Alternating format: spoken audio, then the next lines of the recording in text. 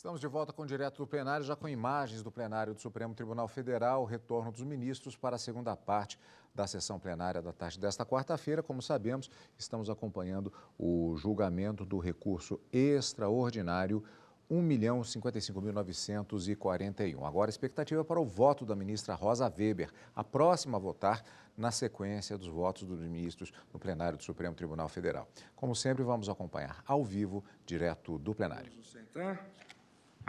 Declaro reaberta essa sessão ordinária do Supremo Tribunal Federal e, dando continuidade ao julgamento do recurso extraordinário 1.055.941, agora passo a palavra para o voto da ministra Rosa Weber.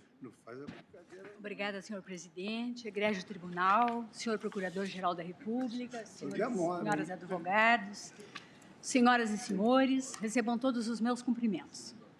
Trago voto escrito, mas vou resumi-lo neste momento, observada a metodologia que tenho seguido em voto vogal, quando já expostos com o necessário detalhamento os aspectos fáticos do caso concreto e as teses envolvidas. Fixo como premissa que o objeto da repercussão geral em julgamento se limita ao compartilhamento de dados pela Receita Federal com as autoridades públicas responsáveis pela persecução penal, Ministério Público e Polícia Judiciária. Não engloba, com o devido respeito, em absoluto, o COAF, atual UIF, órgão público com competência distinta, regime de atuação apartado e voltado a finalidades que não se confundem com as da Receita Federal.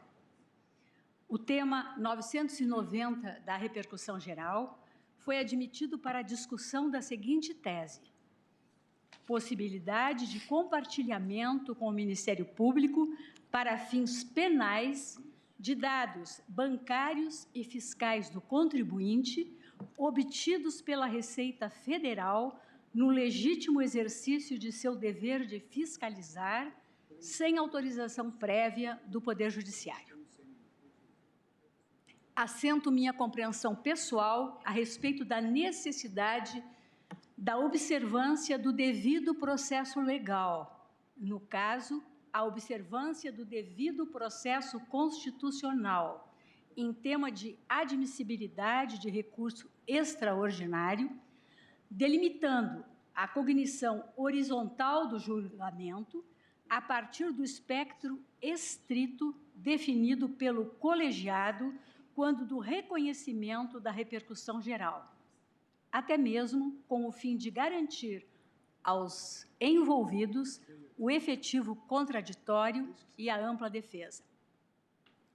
Consabido, com a devida vênia, que a repercussão geral, introduzida pela Emenda Constitucional 45 de 2004, é pressuposto especial de admissibilidade do recurso extraordinário. E o recurso extraordinário, enquanto recurso de natureza de fundamentação vinculada, também exige, dentre outros requisitos intrínsecos e extrínsecos de cognoscibilidade, o pré-questionamento da matéria a julgar. O reconhecimento da repercussão geral, a seu turno, subordina-se à reserva de plenário, expresso o texto constitucional, todos sabemos, artigo 102, parágrafo 3º da Constituição da República, ao condicionar a recusa do recurso à manifestação de 2/3 de seus membros, cabendo ao colegiado fixar seu objeto e limites, respeitados, repito, o efetivo contraditório e a ampla defesa. Assentada essa premissa e assim delimitada a matéria, a partir do recorte metodológico exposto, passo a analisar o tema afeto ao compartilhamento de dados legitimamente obtidos pela Receita Federal com os autores do sistema de justiça responsáveis pela persecução penal.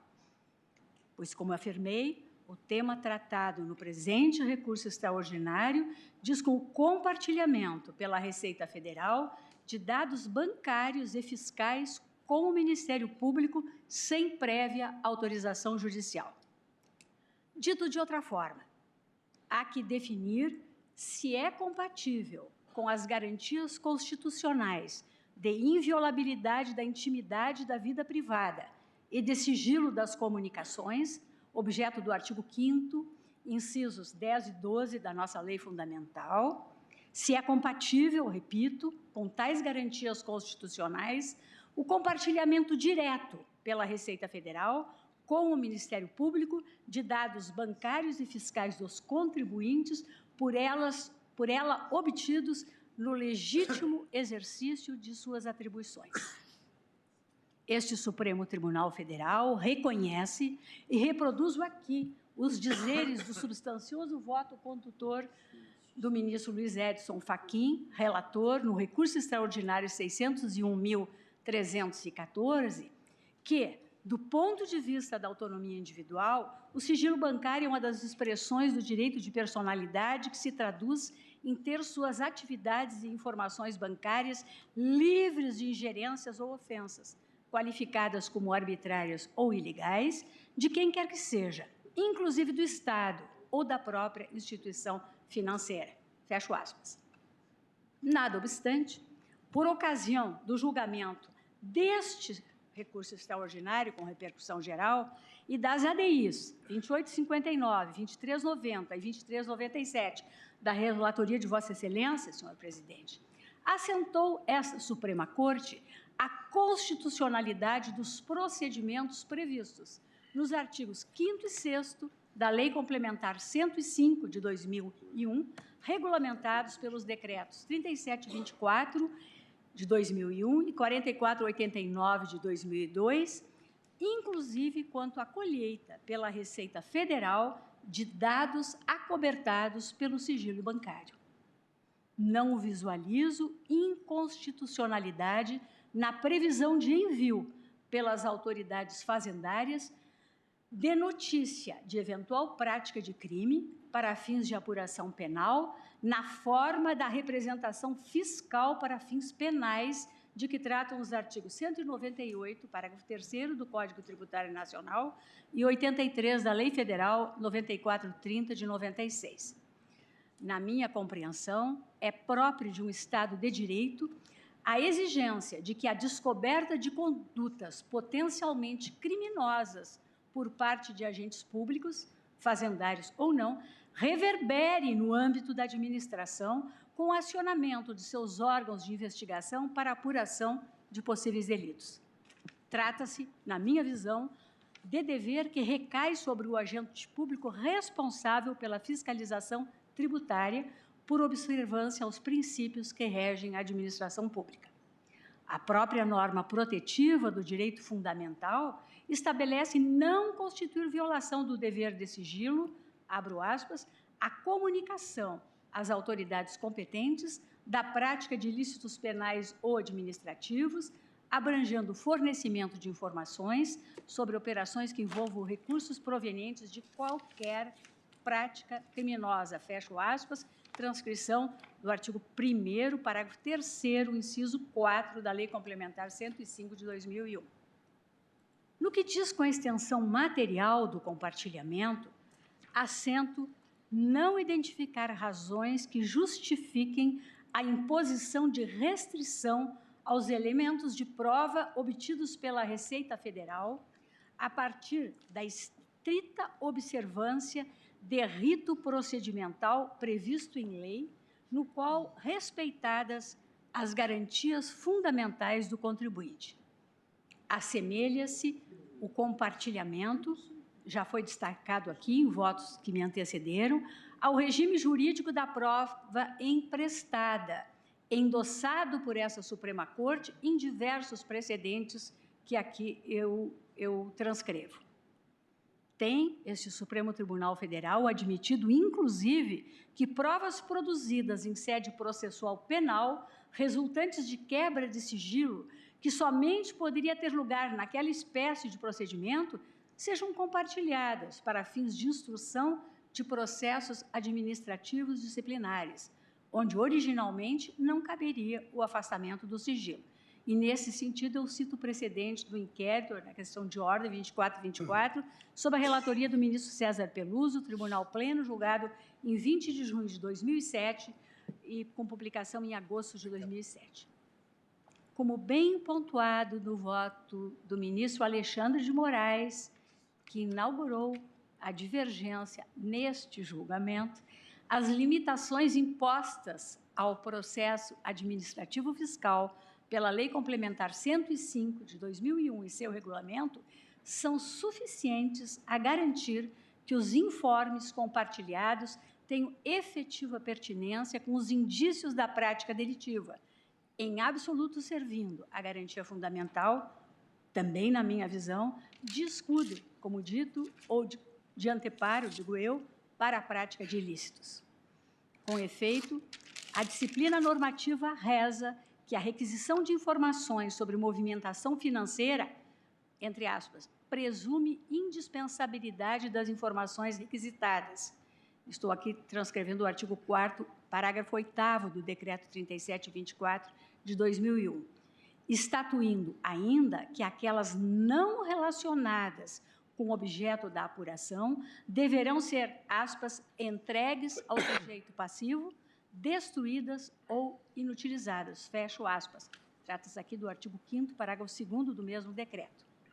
Garante, ademais, essa normativa, o prévio contraditório do contribuinte, artigo 4º, parágrafo 5º deste decreto, e a preservação do sigilo dos informes obtidos, sob pena de infração administrativa e penal da autoridade competente. Artigo 10 da Lei Complementar 105 e artigos 8º até 10º do Decreto 3724 de 2001, em ritualística compatível, na minha visão, com os direitos e garantias fundamentais talhados na Constituição Federal. Nessas condições, admitida a licitude da prova e do meio da sua produção, não se justifica, na minha compreensão, impor qualquer tipo de condicionante ao compartilhamento de seu conteúdo. Relembro nessa linha, como também aqui já se fez, em diferentes votos, numerosos precedentes de ambas as turmas dessa Suprema Corte, em que endossado o compartilhamento irrestrito das provas licitamente produzidas. Me excuso da leitura.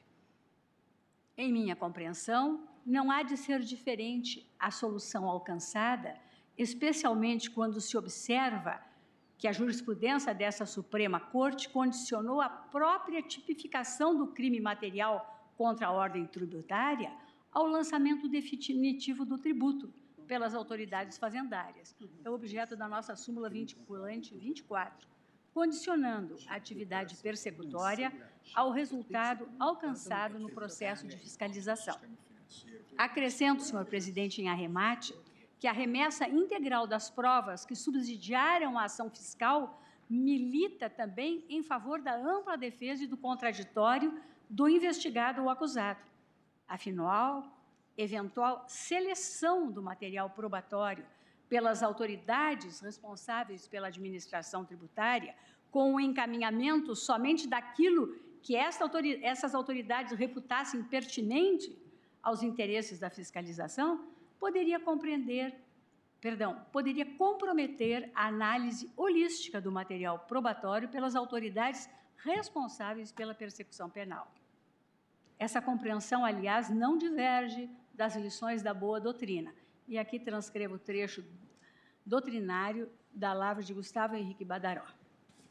Prossigo dizendo que o que se verifica, em verdade, é uma transferência de sigilo entre órgãos da administração pública, sigilo a ser preservado tanto pelo remetente como pelo destinatário das informações sigilosas, sob pena da prática de crime de violação de sigilo funcional, que se perfectibiliza, todos sabemos, tanto quando o acesso às informações sensíveis é precedido da comunicação fazendária, quanto na hipótese em que decorrente de autorização judicial. Concluo assim, senhor presidente, pela rigidez constitucional do compartilhamento com os órgãos de investigação e de persecução penal da íntegra do processo administrativo, por meio do qual as autoridades tributárias formalizam o lançamento definitivo de tributo, resguardado o necessário sigilo pela autoridade receptora da representação fiscal para fins penais, pedindo naturalmente vênia às compreensões contrárias. A despeito desta minha posição pessoal quanto à data vênia e indevida expansão do objeto do julgamento, considerando a sistemática que está a ser observada na coleta dos votos neste plenário, passo, senhor presidente, a ferir o tema do compartilhamento com o foco ampliado por Vossa Excelência. Enquanto relator, vale dizer, examinada ainda a compatibilidade da atuação da UIF, o antigo COAF, com a Constituição Federal. E, ao fazê-lo, neste resumo de voto, anoto não estar sob escrutínio o papel da UIF enquanto agente passivo das comunicações geradas pelos setores obrigados, ou mesmo como depurador de seu conteúdo, mas exclusivamente o seu papel disseminador das operações suspeitas, desempenhado em cumprimento ao disposto do artigo 15 da Lei de Lavagem de Dinheiro, verbis, o COAF comunicará, imperativo, às autoridades competentes para instauração dos procedimentos cabíveis quando concluir pela existência de crimes previstos nessa lei, de fundados indícios de sua prática ou de qualquer outro ilícito. Fecho aspas. A aludida competência decorre, já se enfatizou também nos votos que me antecederam, de compromisso assumido pelo Estado brasileiro perante organismos internacionais, sendo ela um dos componentes do tripé no qual se ancora a atividade da Unidade de Inteligência Financeira. Avulta, no particular, o teor da recomendação 29 do GAFI e sua nota explicativa, segundo a qual o estreito cumprimento do compromisso internacional pressupõe a capacidade da Unidade de Inteligência Financeira de, aspas, disseminar espontaneamente ou a pedido as informações e os resultados de suas análises para as autoridades competentes relevantes. Fecho aspas. Além disso, as informações aportadas aos autos revelaram que as comunicações transitadas pelos canais do sistema antilavagem brasileiro não veiculam extratos bancários de correntistas, mas apenas operações específicas classificadas como atípicas, segundo os critérios técnicos pré-estabelecidos. Não havendo trânsito de extratos bancários, o direito fundamental talhado no artigo 5º, incisos 10º e 12 da Constituição Federal, tem reduzida incidência. Existem, além disso, outras razões que robustecem meu juízo sobre a constitucionalidade da sistemática. A primeira delas diz com absoluta inoperabilidade sistêmica que decorreria do condicionamento das atividades da UIF ao mero trânsito de montantes globais, transpondo ao sistema antilavagem regra prevista para reger as relações jurídico-tributárias. Ao contrário da Receita Federal, a atuação da UIF não se exaure com a simples análise da compatibilidade entre os rendimentos formalmente declarados pelo contribuinte e sua movimentação financeira global. Dito de outro modo, a movimentação financeira a descoberto pode desnudar indício de crime tributário por parte de determinado contribuinte, mas nada revelar sobre a prática de ocultação de bens e valores pelo mesmo contribuinte, enquanto correntista de determinada instituição financeira.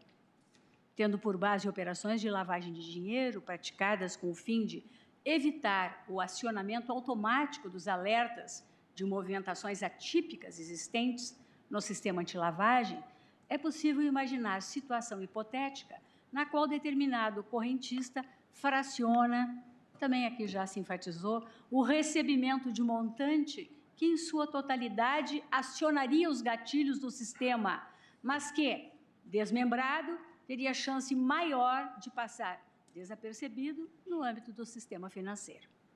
Nessa hipótese, o condicionamento da comunicação dirigida à unidade de inteligência financeira aos montantes globais, sem as especificidades relativas, por exemplo, à origem, à frequência e às condições das operações atípicas, inviabilizaria por completo o acionamento do mecanismo antilavagem, agindo como elemento de bloqueio ao seu funcionamento. As restrições, portanto, estariam a impor limitações com potencial geração de absoluta inoperabilidade sistêmica dos mecanismos antilavagem, sem que a imposição de tais contenções tenha suporte no resguardo de direitos e garantias individuais. No ponto, reitero não transitar nos canais do Sistema de Comunicação de Operações Atípicas previstos na Lei 96/13 de 98, a íntegra de extratos bancários de correntistas, o que afasta a proteção de dados, objeto do artigo 5º, incisos 10 e 12 da Constituição Federal.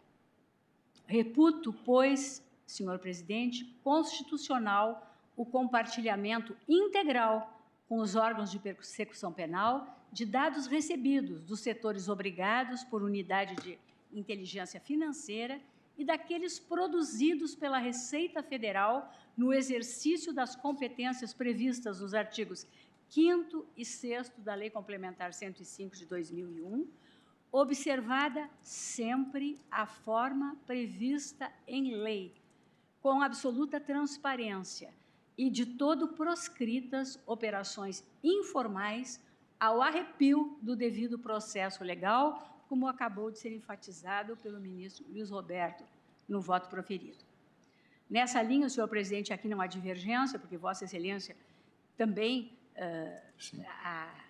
anota a revogação da liminar, eu voto nesse sentido e forte nas premissas lançadas do provimento integral ao recurso extraordinário para restabelecer a sentença condenatória proferida no primeiro grau de jurisdição.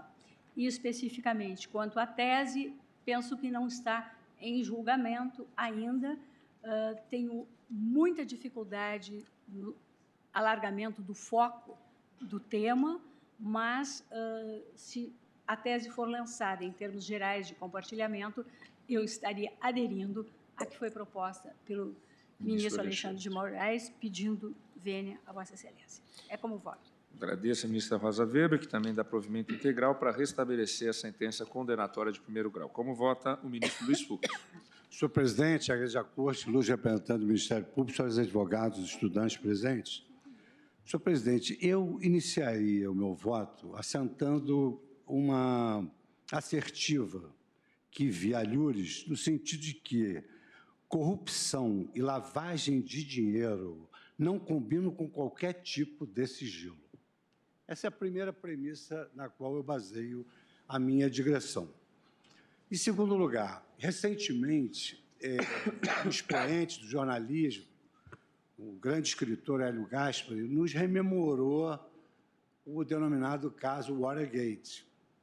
E ali ele rememorava que havia uma batalha por notícias entre o Washington Post e o New York Times, e que nessa contenda o New York Times conseguia levar uma certa vantagem porque noticiava inverdades do governo americano sobre a guerra do Vietnã. E o Washington Post, então, precisava se equiparar em termos de notícia. Foi então que um informante, se dirigindo aos repórteres Bob Woodward e Carl Bernstein, do The Post, ele deu a eles um conselho: follow the money, siga o dinheiro.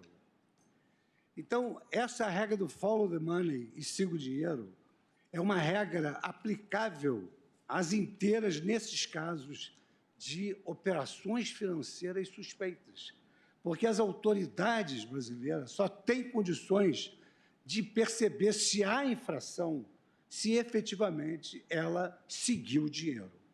E esse episódio se repetiu na história americana no dia 11 de setembro, quando aqueles 19 terroristas sequestraram aqueles 4 aviões, 2 deles se chocaram com o World Trade Center, um caiu na Pensilvânia e o outro contra o Pentágono. A partir do 11 de setembro, acabou o sigilo no mundo financeiro. Porque os Estados Unidos quebrou todos os sigilos e foi com a quebra desses sigilos que ele conseguiu verificar que a autoria do atentado era daquela organização terrorista Al-Qaeda e que era financiada por determinadas pessoas que foram identificadas, seguindo o caminho do dinheiro. Nós temos aqui outro tipo de terrorismo, que é o terrorismo que ataca os cofres públicos, a nossa própria democracia. Então, com relação a nós, nesse combate irreversível à corrupção que tem se lavrado aqui, na primeira instância, com o Ministério Público, juízes, a regra deve ser follow the money. Vamos seguir o dinheiro. Tem que seguir de onde vem o dinheiro. E é só através dessa estratégia que se pode, efetivamente, alcançar resultados úteis para o processo. E esse processo, ele retrata exatamente isso, porque, segundo noticia a Secretaria da nossa Corte, nós temos de julgar com uma repercussão geral, mas já agora ampliada, com que eu concordo, se é possível compartilhamento com o Ministério Público para fins penais de dados bancários, de dados fiscais obtidos pela Receita, ou, como mencionou agora a ministra Rosa, órgãos que são encarregados pela lei de fazer essas apurações. Eu iniciaria também, senhor presidente, relembrando que nós declaramos a constitucionalidade da Lei Complementar 105, de 10 de janeiro de 2001. E essa Lei 105, que nós declaramos constitucional, ela dispõe sobre o sigilo das operações de instituições financeiras e dá outras providências. E ela, então, no artigo 1º, parágrafo 3º, ela assenta: não constitui violação do dever de sigilo. Inciso 4º, a comunicação às autoridades competentes da prática de ilícitos penais ou administrativos, abrangendo o fornecimento de informações sobre operações que envolvam recursos provenientes de qualquer prática criminosa. Então, aqui nós temos o primeiro fundamento constitucional da rigidez da prática submetida a essa repercussão geral.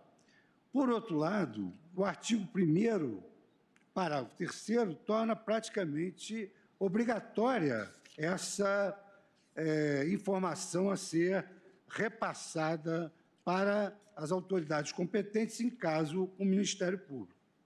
E o artigo 6º, é mais claro ainda, dessa lei considerada constitucional.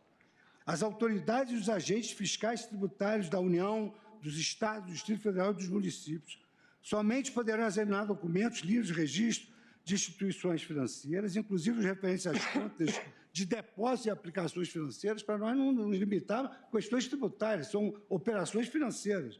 Quando houver processo administrativo instaurado ou procedimento fiscal em curso e tais exames sejam considerados indispensáveis pela autoridade competente. Então, assento eu, nesse primeiro momento, que esse compartilhamento ressoa constitucional e legítimo à luz não só da legalidade, que a própria lei complementar autoriza, como também da jurisprudência do Supremo Tribunal Federal, que consagrou essa legalidade. Parto, então, agora, senhor presidente, para uma análise da lei complementar, dessas possibilidades de apuração, à luz de alguns cânones constitucionais considerados cláusulas pétreas, direito à intimidade, direito à reserva. E chego à conclusão do seguinte, senhor presidente: à luz da Constituição Federal, eu chego à conclusão de que quebra de sigilo bancário, de dados, fiscal, só é protegido pelo artigo 5º, inciso 12º, Porque veja o que diz o inciso 12º, ele é especial. O inciso 10º diz que são preservados o direito à privacidade. Isso são direitos da personalidade, direito à reserva, o direito que uma pessoa não comunique que é portadora de uma doença, o direito à honra, à boa fama, à imagem. E esse inciso 10º do artigo 5º da Constituição Federal não tem nada a ver com quebra de sigilo fiscal, bancário ou telefônico, porque o inciso 2º, que é específico, dispõe, é inviolável o sigilo da correspondência e das comunicações telegráficas, de dados das comunicações telefônicas, salvo, no último caso, das comunicações telefônicas, por ordem judicial, nas hipóteses da forma que a lei estabelecer para fins de investigação criminal ou instrução processual penal. Então, o que eu verifico por uma exegese do dispositivo constitucional? Em primeiro lugar, o inciso 12º é especial em relação ao inciso 10º, do direito à privacidade. Honra, boa fama, não tem nada a ver com o sigilo fiscal. Em segundo lugar, a própria Constituição, ela ressalva a autorização judicial somente no último caso. E qual é o último caso? Comunicações telefônicas. Então, vou repetir dentro daquilo que me convenceu. É inviolável o sigilo da correspondência, das comunicações telegráficas e de dados e das comunicações telefônicas, salvo, no último caso, por ordem judicial. Então, a ordem judicial só é exigível pela Constituição no último caso de comunicações telefônicas, e não nos casos de sigilo de correspondência, de sigilo das comunicações, de sigilo de dados, à exceção das comunicações telefônicas. E aqui eu me recordo que, ainda que se pretendesse extrair da Constituição esse direito ao sigilo decorrente do direito fundamental à privacidade, me recordo que o ministro Alexandre de Moraes foi claro ao dizer: os direitos fundamentais não são absolutos a ponto de tutelar atos ilícitos. Clóvis Bevilacqua afirmava: o direito não serve à proteção de iniquidades. O direito tem que ser interpretado de uma maneira que ele proteja a segurança jurídica, mas que haja juridicidade nessa segurança. Não pode ser a proteção de uma iniquidade. Se assim não bastasse, muito embora aqui já tenha sido mencionado, a Receita Federal, ela está sujeita à lei, ao Código Tributário Nacional, evidentemente. E o artigo 198, parágrafo 3º do Código Tributário Nacional, ele é claro ao determinar que não é vedada à Receita a divulgação de informações relativas a representações fiscais para fins penais. E nós sabemos que a Constituição recepcionou o Código Tributário Nacional como lei complementar, tem sido aplicável sem nenhuma eiva de inconstitucionalidade. Por outro lado, em razão de ter aceito, de acordo com o consenso que aqui foi firmado, de ampliar o objeto do tema decidendo, em relação ao COAF, o artigo 14, parágrafo 2º, é claríssimo. Ele estabelece: fica criado no âmbito do Ministério da Economia, que agora passou no Ministério da Economia, que era do Ministério da Justiça, o COAF, com a finalidade de receber, examinar, identificar as ocorrências suspeitas. Então, eu dizia para uma pessoa leiga que estava querendo saber o que nós estamos julgando, eu dizia: não, o COAF não vai mandar nota de supermercado para o Ministério Público, não. O COAF só vai mandar dados que revelem operações suspeitas. E o que diz o parágrafo 2º? O COAF deverá, é dever de ofício, ainda coordenar e propor mecanismos de cooperação de troca de informações que viabilizem ações rápidas e eficientes no combate à ocultação ou dissimulação de bens, direitos e valores. E aí diz: o COAF poderá requerer aos órgãos da administração pública as informações cadastrais, bancárias e financeiras de pessoas envolvidas em atividades suspeitas. Então, nós temos fundamento constitucional para compartilhamento, fundamento infraconstitucional no Código Tributário Nacional, na lei própria que regula a lavagem de dinheiro, e o Supremo Tribunal Federal declarou, à luz desse conjunto normativo, que essa atuação era constitucional. Então, eu destaco o sigilo bancário e o sigilo fiscal, conquanto protegidos pela Constituição no âmbito dos direitos fundamentais, não se lhes aplica a reserva de jurisdição exigida tão somente para a quebra do sigilo de comunicações telefônicas. A quebra de transferência, ou a transferência de sigilo bancário, fiscal e de registros telefônicos não está coberta pela reserva absoluta de jurisdição, que resguarda outras garantias constitucionais, que no Estado tributário foi o que o ministro Alexandre destacou. São várias as garantias constitucionais, inclusive essa garantia constitucional de o Estado impor a sua ordem financeira, política, tributária e penal e se valer dos seus instrumentos que viabilizem essa atuação. E aqui, então, eu cito mandado de segurança 23.466, Tribunal Pleno Ministério Público da Pertence, no sentido que a quebra ou transferência de sigilos bancário, fiscal e de registros telefônicos não está coberta pela reserva absoluta que resguarda outras garantias constitucionais.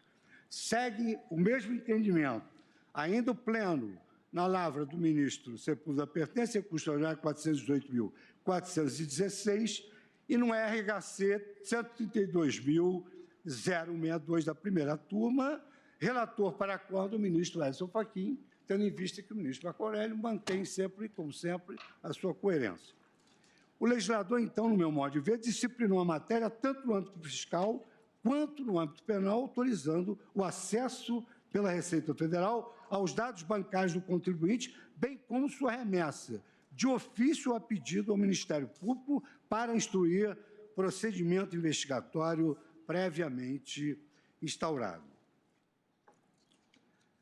Digo ainda, senhor presidente, nesse tópico, que, reiterando a declaração de constitucionalidade promovida pelo Supremo Tribunal em relação à lei complementar 105, que a nossa Corte declarou que é constitucional, como acaba de afirmar também a ministra Rosa Weber, o acesso direto pela Receita Federal aos dados bancários do contribuinte no exercício do seu dever legal de aferir a respectiva capacidade contributiva sem necessidade de prévia autorização judicial. E aqui eu cito a legislação aplicável. No julgamento do RE 601, a tese fixada foi a seguinte: o artigo 6º da Lei Complementar 105 não ofende o direito ao sigilo bancário, pois realiza a igualdade em relação aos cidadãos por meio do princípio da capacidade contributiva, bem como estabelece requisitos objetivos e o traslado do dever de sigilo da esfera bancária para a esfera fiscal. Tema número 225.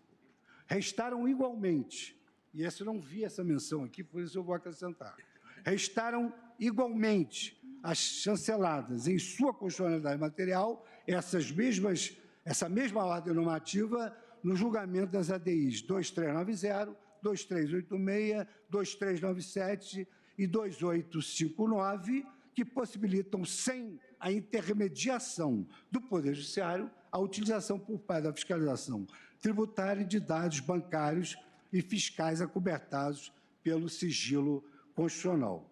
De sorte que, é claro, que a mesma ratio decidendi deve prevalecer para a comunicação dos ilícitos em relação ao Ministério Público. Sob outro enfoque, senhor presidente, sob o enfoque principiológico de que cabe ao Ministério Público, como dono dos litígios, a titularidade da ação penal, eu assento que, sob esse ângulo principiológico, a intermediação do Poder Judiciário na comunicação pelo COAF ou pela Receita de uma notícia crimes ao Ministério Público, ou seja, a intermediação do Poder Judiciário nessa comunicação da Receita para o Ministério Público, violaria no meu modo de ver, o princípio acusatório e a titularidade exclusiva da ação penal pelo Ministério Público, porquanto antecipada seria a manifestação do Poder Judiciário ao do órgão jurisdicional. Do ponto de vista pragmático, no meu modo de ver, não faz sentido exigir que o COAF ou que a Receita, ao detectar a prática de um crime, ajuizem uma ação perante o Poder Judiciário unicamente para enviar dados da prática de um ilícito ao Ministério Público. Importante, eu entendo, ressaltar que o COAF, ou a atual denominada UIF, trata exclusivamente de comunicações de operações suspeitas. Eu volto a afirmar que é para, numa linguagem simples, para que a sociedade entenda que não são notas de supermercados que vão ser remetidas, nem compra em lojas. São operações suspeitas de lavagem de dinheiro, que é uma contradição falar em sigilo e da lavagem de dinheiro, as quais são definidas pelas normas sobre compliance de instituições financeiras e regramentos estabelecidos nos instrumentos internacionais de combate à lavagem de dinheiro e nas recomendações do GAF, e aqui eu não vou reiterar digamos assim, os atos normativos transnacionais que foram aqui lembrados em votos que me antecederam. Nessa troca de informações e nessas convenções internacionais, no plano internacional, senhor presidente, eu entendi apenas de destacar essas passagens da OCDE, da Organização Mundial do Comércio, que se preocupam, que rebaixam o Brasil a um patamar de decesso em termos de desdém no combate à corrupção. Isso nos tira do ranking de negócios internacionais, isso afasta os investidores e nós temos, digamos assim, o dever de velar pela inteireza ética e moral da nossa nação. Então, é claro que isso interfere no nosso julgamento também. Isso é uma visão interdisciplinar que o judiciário deve levar em conta, porque se trata exatamente de algo que diz respeito ao próprio país. E eu fui procurar na jurisprudência comparada se nós estávamos muito equivocados ou muito rigorosos, que tudo deveria passar pela intervenção judicial. Depois do 11 de setembro, não houve intervenção judicial nenhuma, foram quebrados todos os sigilos e chegaram à Al-Qaeda. E a jurisprudência comparada do tema, eu consegui aqui uma decisão da Corte da União Europeia, no plenário de 22/10 de 2013, no caso C276, Giri-Sabu, no caso envolvendo a República Tcheca, firmando a compreensão de que o direito fundamental não confere ao contribuinte de um Estado-membro nem o direito de ser informado do pedido de assistência desse Estado interessado a outro Estado e para, notadamente, verificar doações fornecidas por este contribuinte no quadro de sua declaração de imposto de renda e nem o direito de participar na formulação de pedido endereçado ao Estado-membro requerido, bem como o direito de participar de audiências organizadas por esse último Estado. Segundo a Corte, não há qualquer exigência particular quanto ao conteúdo da informação transmitida. E eu até me recordo que, num dado momento do voto do ministro Alexandre, em que se aludiu, não, vamos intimar, eu fiquei imaginando, eu até cheguei a fazer uma intervenção, porque essa apuração tem de ser sigilosa, porque nós fomos promotores, juízes, nós sabemos que há determinadas diligências que, se não forem realizadas sob sigilo, não se chega absolutamente a lugar nenhum. Então, nós, juízes, determinamos, digamos assim, a escuta ambiental e outras medidas específicas da lei que não podem ser comunicadas. Imagine, por exemplo, o ministro Barroso citou um dos casos, das malas no apartamento. Aí, se intimada a parte de que estão investigando as malas encontradas no apartamento, quando o processo acabar, as malas estarão dentro do rio há muito tempo. Então, evidentemente que o sigilo tem que ter uma certa dose na sua aplicação, principalmente baseado nessa premissa, de que corrupção e lavagem de dinheiro não combina com sigilo. E aí eu assinalo aqui as convenções multilaterais de que o Brasil é signatário, todas já citadas aqui pelo ministro Alexandre, pelo ministro Barroso, pelos ministros Edson Fachin, enfim, ministra Rosa Weber, que também fez a gentileza de economizar nas palavras para poder agilizar. E eu também estou saltando aqui uma série de trechos para seguir o exemplo nobre da ministra Rosa Weber. Então, eu assento que revela-se extremamente graves para o direito interno e para as relações internacionais os efeitos sistêmicos de uma decisão que viria a criar obstáculos à investigação de crimes de lavagem de dinheiro, estendendo a reserva de jurisdição a casos não previstos nem na Constituição e nem na legislação infraconstitucional. E, concluindo, senhor presidente, eu estou assentando que, em caso, a decisão proferida considerou que somente seria válido o envio pelo COAF, mediante prévia autorização judicial, de informações relacionadas ao montante global movimentado pelo investigado.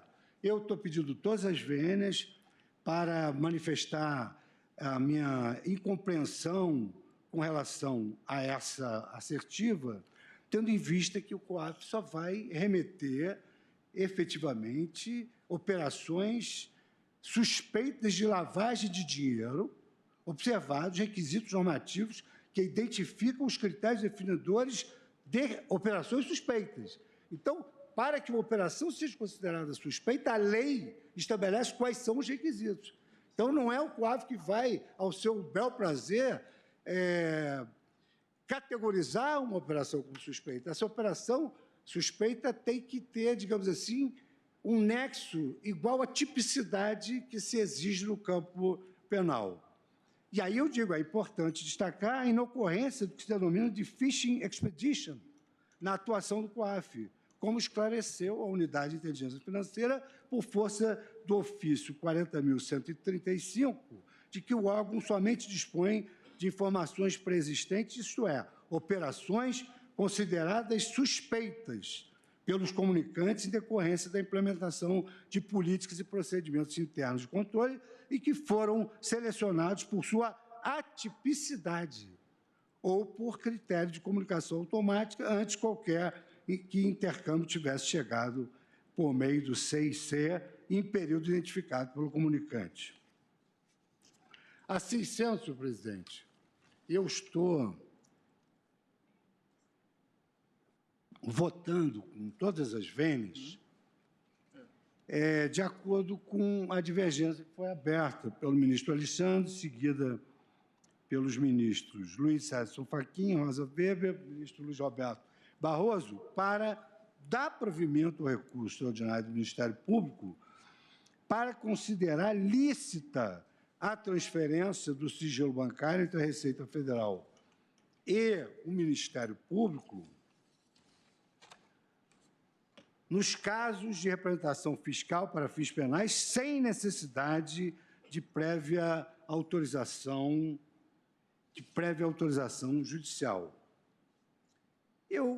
Basicamente, esse é o cerne do meu voto. Nós não chegamos aqui a rejeitar absolutamente nada, admitimos a ampliação dessa decisão. Então, tenho a tese aqui que a ser fixada no momento oportuno pelo colegiado. Sim. Então, é nesse sentido que eu voto, senhor presidente. Dá provimento integral ao recurso para, cassando o acordo, restabelecer a sentença de primeiro grau, tal qual o dispositivo do ministro Alexandre de Moraes. Diante do horário, eu vou suspender o julgamento para continuarmos na sessão extraordinária de amanhã, às 14 horas, a partir do voto da ministra Carmen Lúcia. Agradecendo a presença de todos, declaro encerrada a presente sessão.